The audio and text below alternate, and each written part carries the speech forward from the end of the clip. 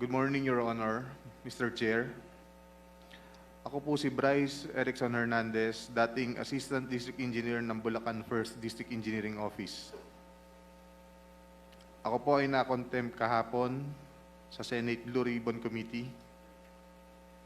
Habang ako po ay nakadetain, nakapag-isip po ako at nagdesisyon na maglabas ng ilang nalalaman ko sa flood control project base po sa aking natatandaan sa ngayon.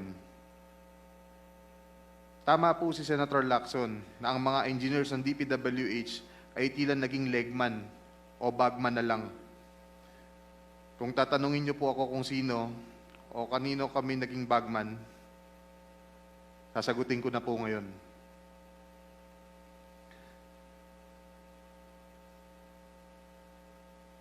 Sabi ni Senator Marcoleta kahapon, ligtas ka na.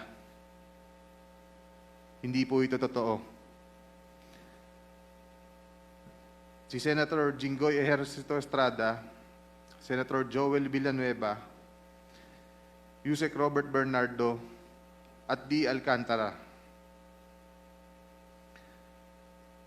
Si Senator Jinggoy po ay nagbaba ng 355 million ngayong 2025 sa mga ilang projects sa Bulacan.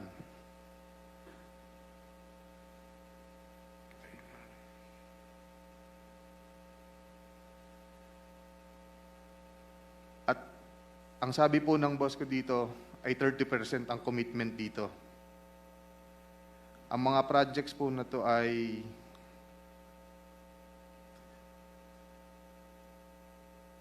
construction of flood mitigating structure with pumping station and floodgate phase 3 sa Hagonoy, Bulacan.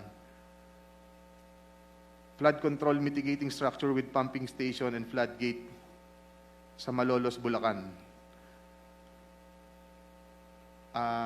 Hindi ko na po babasahin lahat to. Isasama ko po to sa aking written statement.